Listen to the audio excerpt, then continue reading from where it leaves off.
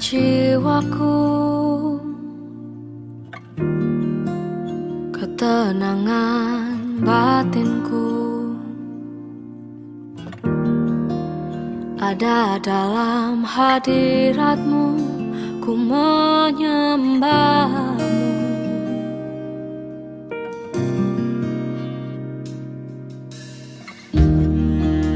Tersungkurku di kakimu, rasakan hadiratmu.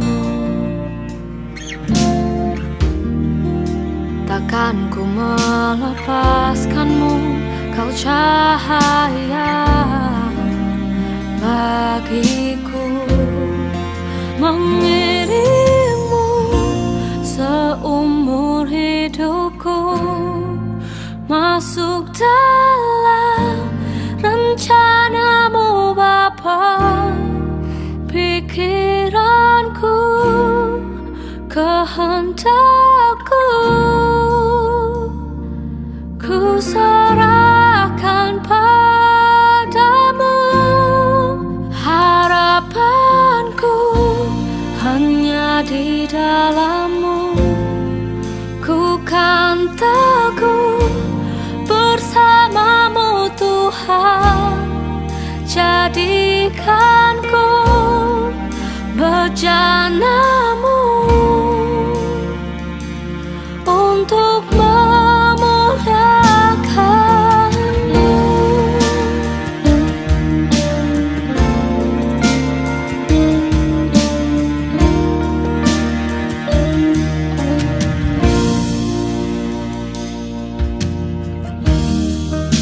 Tersungkurku di kaki-Mu,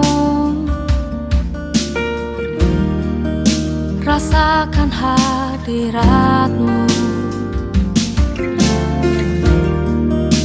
Takkan ku melepaskan-Mu, kau cahaya bagiku.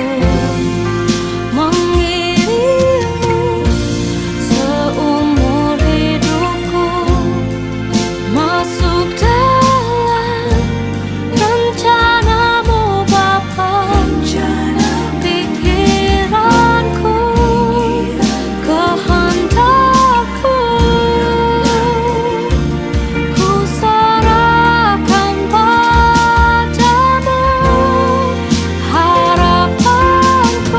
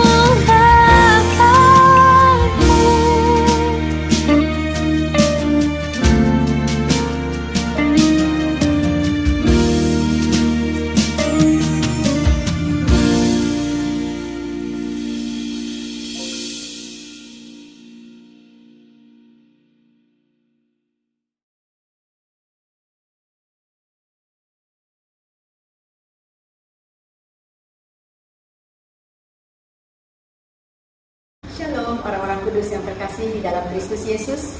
Saya membawa salam kasih untuk Anda dan keluarga Anda dari Allah Bapa, Allah Anak, dan Allah Roh Kudus. Hari ini saya mau share dengan Anda, keeping on with the mind of Christ. Terus melangkah bersama dengan pikiran Kristus. Mari kita lihat dari kitab Daniel 2 ayatnya yang ke-29. Di sini dikatakan, sedang tuanku ada di tempat tidur, ya tuanku raja. Timbul pada tuanku pikiran-pikiran tentang apa yang akan terjadi di kemudian hari. Saudara, di sini kita melihat adanya pikiran-pikiran. Adakah Anda pernah berpikir? Dan pikiran apakah yang Anda pikirkan setiap hari? Saudara, di dalam kehidupan kita akan mengalami banyak hal, banyak tantangan, baik itu di dalam pekerjaan, di dalam pelayanan, di dalam rumah tangga kita sendiri, di dalam lingkungan kita, di dalam masyarakat kita. Akan ada banyak hal-hal yang terjadi yang akan menimbulkan berbagai macam pikiran. Saudara, Anda dan saya diberikan oleh Tuhan pikiran untuk kita bisa berfungsi di dalam kehidupan ini. Namun saudara, pernahkah kita berpikir dari manakah pikiran-pikiran itu timbul? Ada banyak kali kita tidak menyadari bahwa ada banyak pikiran-pikiran yang tidak perlu sebetulnya ada di dalam pikiran kita. Tapi kita mempertahankannya karena kita berkata ini adalah kehidupan, ini adalah kenyataan. Pernahkah Anda pernah merasa takut menghadapi hari depan? Lalu Anda mulai berpikir kira-kira apa yang akan terjadi dengan anak-anakku, dengan keluargaku, dengan cucu-cucuku mungkin.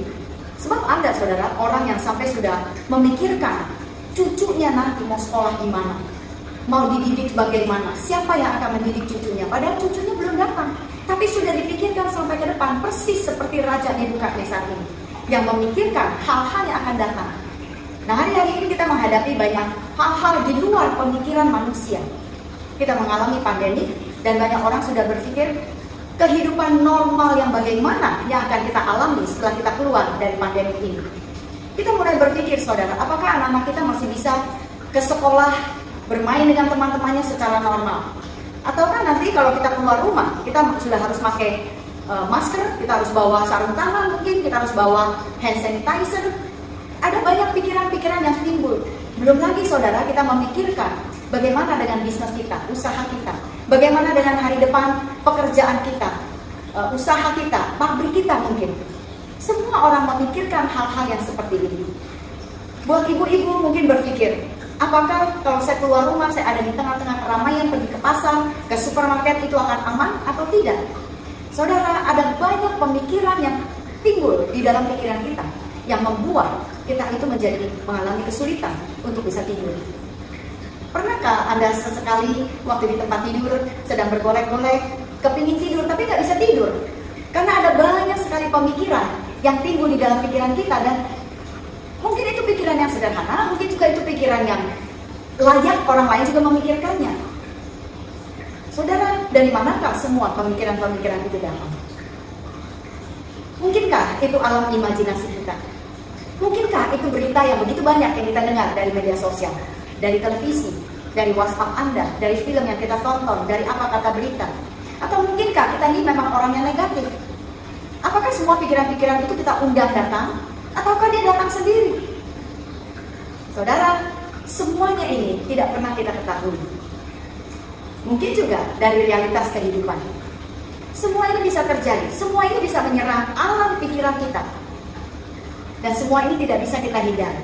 Tetapi saudara, apa yang terjadi, apa yang masuk di dalam pikiran kita, apa yang menyerang pikiran kita, itu semuanya bisa datang, itu semuanya bisa tinggal di dalam pikiran kita. Tapi yang terpenting, yang saya ingin ingatkan kepada Anda semua adalah kita harus bertanggung jawab atas setiap apa yang datang ke dalam pikiran kita dan apa yang kita mau lakukan dengan hal-hal yang datang ke dalam pikiran kita.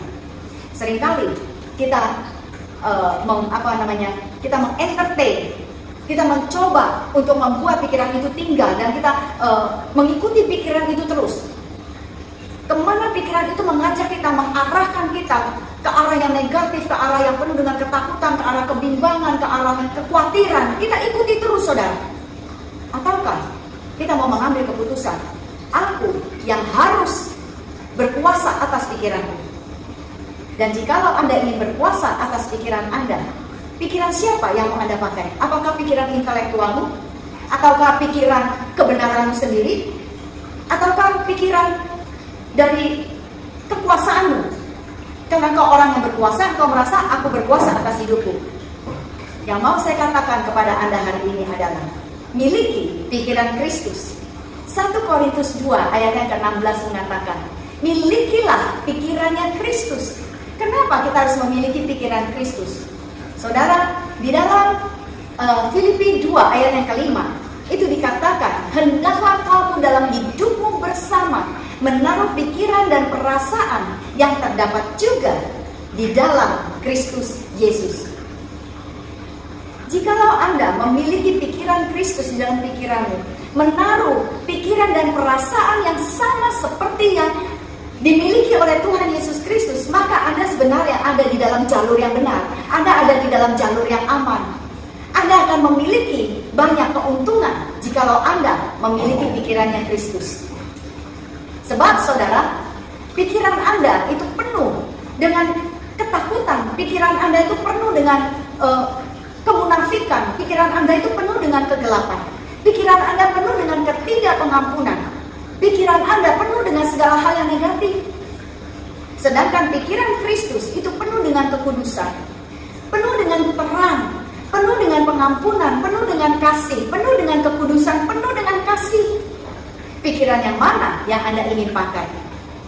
Anda boleh mengambil pilihan, tapi saya ingin memberitahukan kepada Anda, kenapa Yesus mengajarkan kita untuk memiliki pikiran Dia? Kenapa Paulus menginginkan kita untuk mengubah pikiran kita, mengalami pembaharuan di dalam pikiran kita untuk mengetahui kehendak Allah, mana yang benar, mana yang berkenan kepada Tuhan. Kenapa kita harus memiliki pikiran Kristus? Yesaya 55 ayatnya yang ke-8 dan ke-9 dengan jelas mengatakan seperti ini, saudara. Pikiranku bukan pikiranmu, jalanku bukan jalanmu. Setinggi langit dengan bumi, setinggi itulah pikiranku di atas pikiranmu, jalanku di atas jalanmu.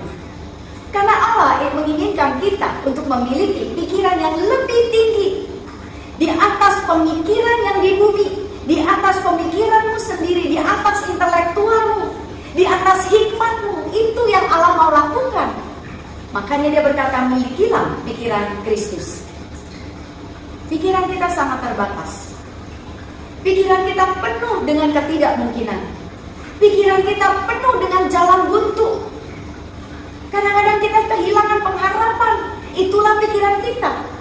Tetapi pikiran Kristus adalah pikiran yang lebih tinggi. Dia berkata, akulah jalan dan kehidupan dan kebenaran. Artinya saudara, kalau sudah tidak ada jalan, Dia katakan, kalau engkau memiliki pikiranku, maka engkau akan memiliki jalan-jalanku. Kalau engkau sedang dalam ketakutan, pikiranku berkata, pikiran Allah maksud saya, akan berkata, aku tidak pernah memberikan kepadamu roh ketakutan, tetapi roh yang mendatangkan kasih, kekuatan, dan pikiran yang jernih. Itu adalah pikiran Allah. Allah dan pikirannya adalah satu. Allah dan perkataannya adalah satu. Apa yang Dia pikirkan, itulah yang Dia perkatakan. Apa yang Dia perkatakan, itulah yang Dia pikirkan.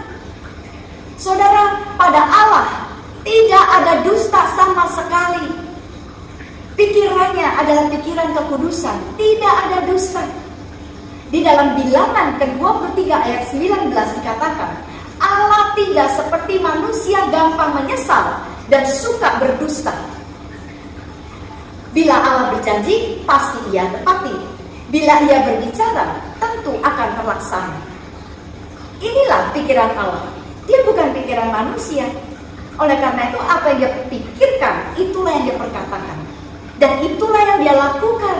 Dia tidak mendua hati seperti kita. Dia menginginkan hidupmu penuh dengan kemenangan.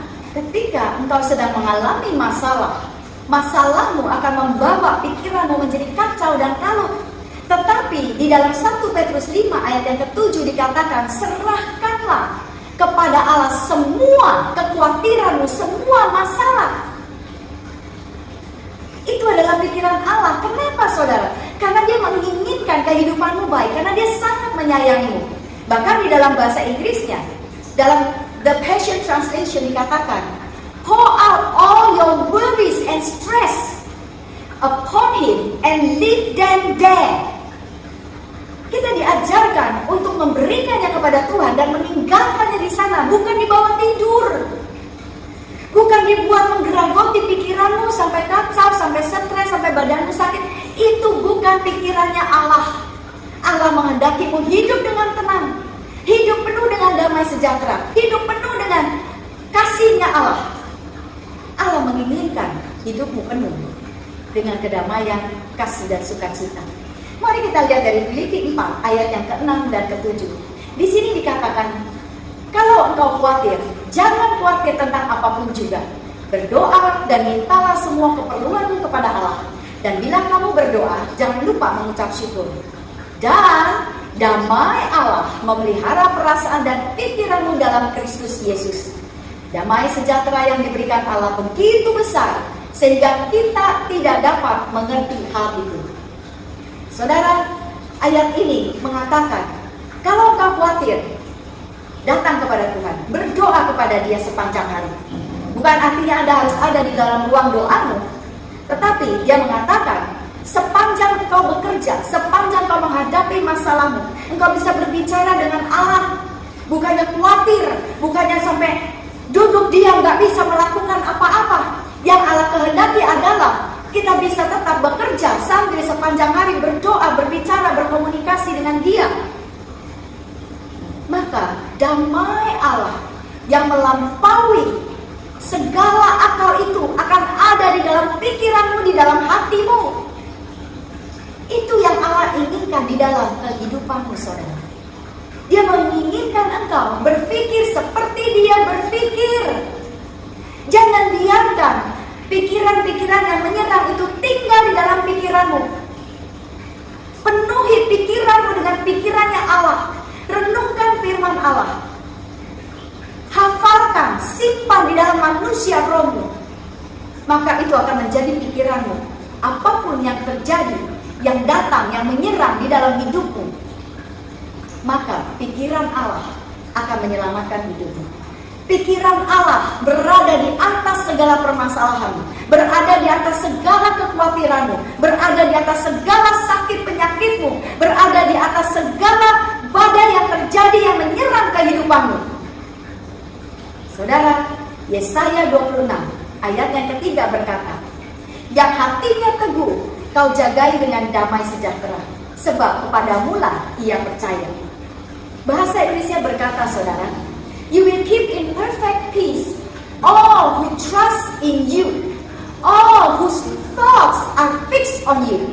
Setiap orang yang pikirannya memakai pikiran Kristus, yang memakai pikiran Allah, maka hatinya akan dijaga oleh Allah, penuh dengan damai sejahtera, karena kita mempercayai pikirannya Allah.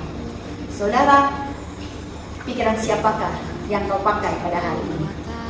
Apakah pikiranmu, intelektualmu, pikiran orang lain, pendapat orang lain, ataukah pikiran Kristus?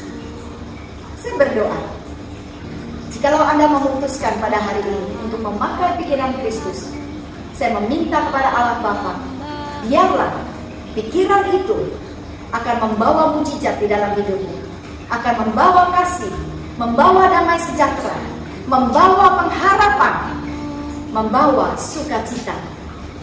Tuhan Yesus memberkati. Shalom, orang-orang kudus yang dikasihi. Seumur hidupku masuk dalam rencanamu Bapa, pikiranku, kehendakku, ku